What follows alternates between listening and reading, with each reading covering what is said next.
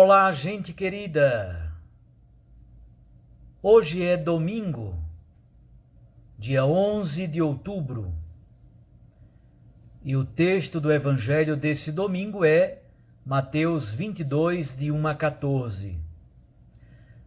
Naquele tempo, Jesus voltou a falar em parábolas aos sumos sacerdotes e aos anciãos do povo, dizendo: O reino dos céus é como a história do rei que preparou a festa do casamento do seu filho.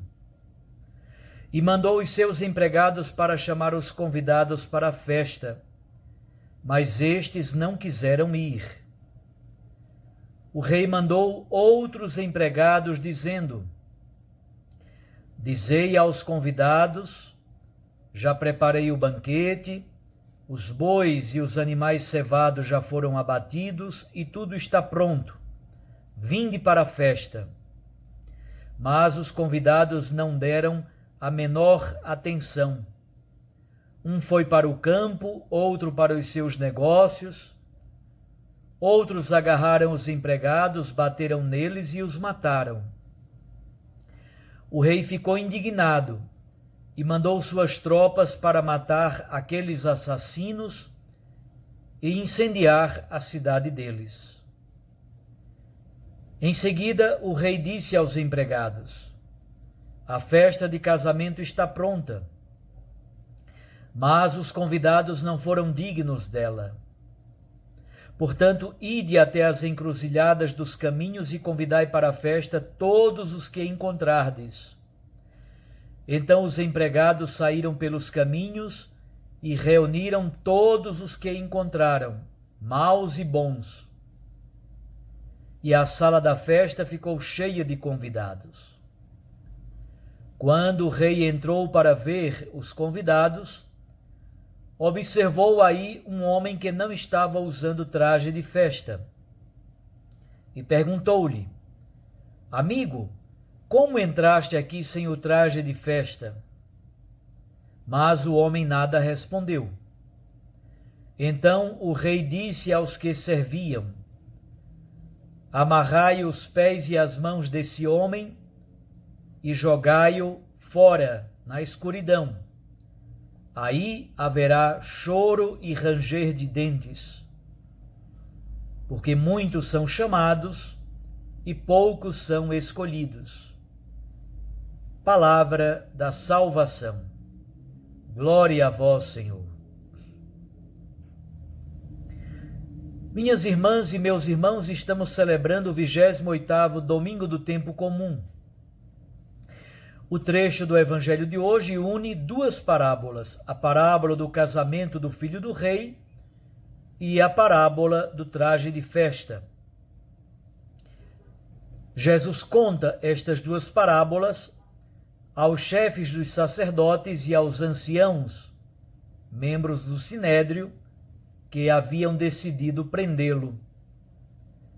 Aliás, desde a sua chegada em Jerusalém, em Mateus 21, e sobretudo depois da expulsão dos vendedores do templo, as controvérsias com as autoridades judaicas tornam-se cada vez mais fortes. Em 21-23, com os chefes dos sacerdotes e anciãos. Em 21-45, com os chefes dos sacerdotes e os fariseus. Em 22-15, somente com os fariseus. Em 22-23, com os saduceus. Em 22, 34 e 41, novamente com os fariseus. Em todo o capítulo 23, com os escribas e fariseus, durante todo o capítulo. O processo todo se conclui com o grande lamento de Jesus sobre Jerusalém, a cidade que mata os profetas e que apedreja os enviados de Deus, em 23, 37 e 38. A parábola do casamento do filho do rei é muito semelhante à parábola dos vinhateiros homicidas que lemos no domingo passado. e sempre foi interpretada com fortes traços alegóricos. O rei é Deus, o filho do rei é o Messias, é Jesus. Os empregados são os profetas e apóstolos. Os convidados que rejeitaram o convite são os judeus. Os convidados das encruzilhadas são os pagãos e também os pecadores. O incêndio da cidade é uma clara referência à destruição da cidade de Jerusalém no ano 70 pelos romanos. Na verdade, a rejeição das elites de Israel permitiu a abertura do reino de Deus aos de fora, os excluídos e impuros, os doentes e endemoninhados, as prostitutas e os cobradores de impostos, os ignorantes, a gentinha que não conhecia a lei e também os pagãos.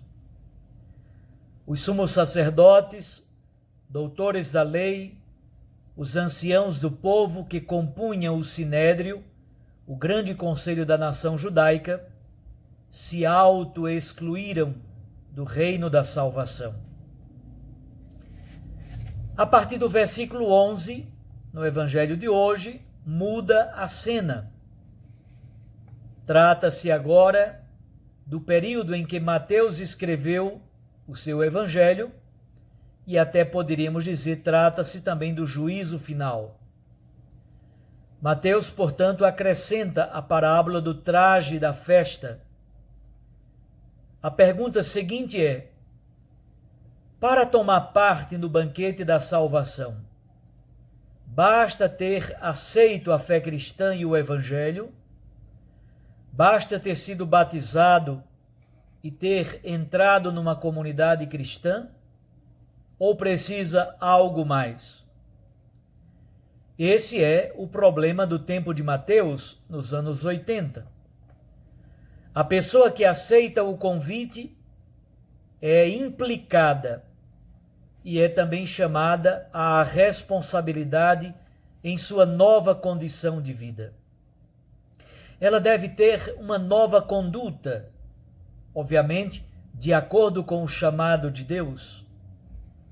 E isso é simbolizado pela veste. A veste na Bíblia é símbolo da nova identidade, da nova personalidade da pessoa. E também das obras de justiça que devem acompanhar a nova situação de sua vida. É um apelo para que a fidelidade e o compromisso com o Evangelho não esfriem e não se torne negligência. O destino dos seres humanos se decide a partir do convite recebido e, ao mesmo tempo, da fidelidade a essa pertença. O batismo cristão não implica, por si mesmo, na salvação final, não é uma garantia mágica de participação no reino de Deus. A exclusão do reino de Deus é representada pelas trevas. O choro é a reação do excluído, exatamente em oposição à alegria e à festa do banquete. Esse é também o destino daqueles que se confrontaram com a pedra angular.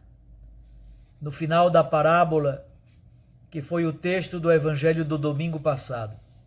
Vocês podem ver isso em Mateus 21, de 44 a 45. O estranho no texto de hoje é que não há nenhuma referência à noiva. A imagem do casamento na Bíblia é sempre vinculada à aliança de Deus com o seu povo Israel. Aliança que foi selada de modo especial na vida do seu Filho Jesus Cristo, doada em favor de todos, e sacramentalmente presentificada no banquete eucarístico. O casamento é símbolo do Messias esposo, muito presente no Novo Testamento. O banquete expressa exatamente a alegria desse casamento. A conclusão das duas parábolas está no versículo 14. Aí está o sentido global do texto. Muitos são chamados, mas poucos são escolhidos. As comunidades mateanas da década de 80 eram formadas por cristãos provindos do judaísmo e também provindos do paganismo. Na verdade, não importa a proveniência. O importante é que agora todos precisam usar a veste apropriada para poderem participar plenamente da vida comunitária e também da salvação. Uma dimensão fundamental da liturgia de hoje é a universalidade da salvação. Essa salvação é oferecida de fato a todos. Nenhum privilégio é reservado para Israel, exatamente porque Israel rejeitou Jesus como Messias. Nasce então um novo universalismo. Isso já está bastante forte e presente na primeira leitura. Isaías fala de um banquete de ricas iguarias, oferecido a todos os povos no monte sobre o qual a cidade de Jerusalém está construída. É o resto fiel sobre o qual o próprio Isaías fala noutros textos.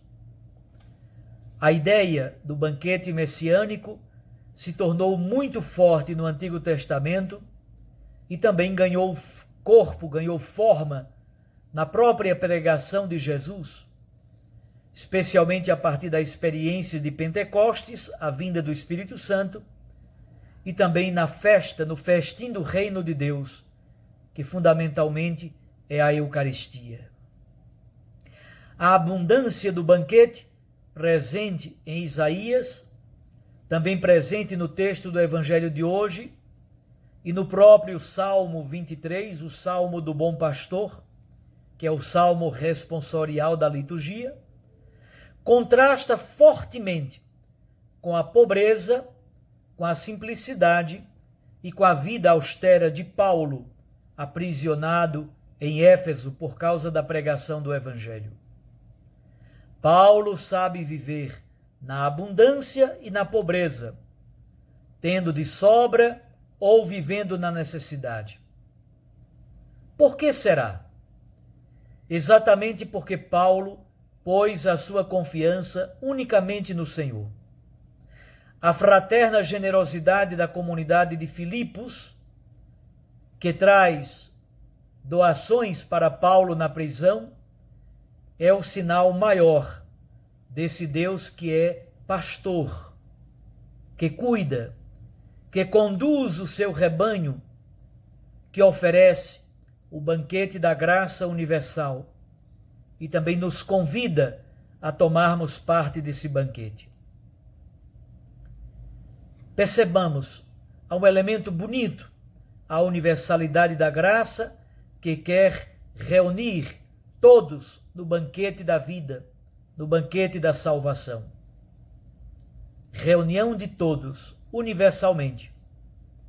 Na cultura de hoje, cotidianamente, ao contrário, temos a sensação de dispersão, de pluralidade, de fragmentação.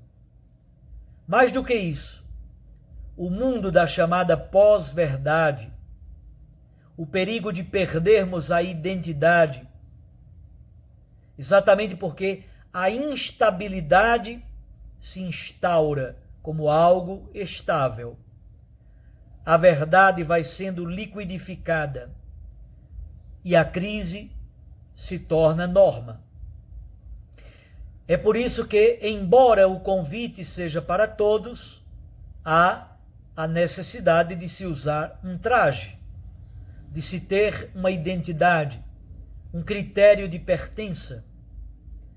Como diz o próprio Cristo em Mateus 7:21, não é quem diz Senhor, Senhor que entrará no reino de Deus, mas é quem faz a vontade do Pai.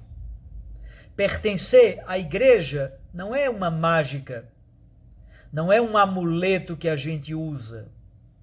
Não basta dizer, nós temos por pai Abraão, nós somos católicos ou nós somos evangélicos. Nós devemos dar frutos dignos de conversão. Exatamente antes desse texto, Jesus foi a uma figueira e não encontrou nela nenhum fruto, só encontrou folhagem, somente aparência. Essa é a nudez espiritual daqueles que não vivem segundo a palavra, que não frutificam em justiça.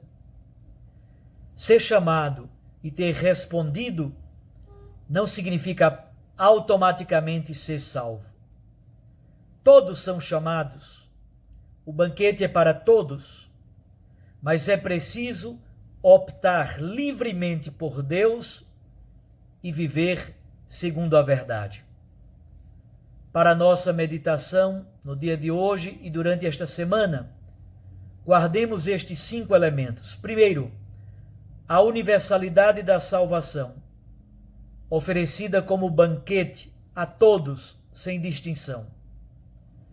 Segundo, a necessidade do compromisso com a justiça do reino, com a identidade de Cristo, simbolizada pela veste. Terceiro, o conflito de Jesus com as lideranças de Israel, que se acirra cada vez mais. Quarto, a confiança irrestrita na providência de Deus, que nunca nos abandona, que cuida de nós, encontrada exatamente hoje no texto de Filipenses. E quinto, a assembleia escatológica, festiva e reunida em nome de nosso Senhor Jesus Cristo. Um abraço a você, fique com Deus e com sua Mãe Maria Santíssima. Recorde que a palavra aquece o coração e a Eucaristia nos lança para a missão. Deus os abençoe e os guarde. Até amanhã, se Ele nos permitir.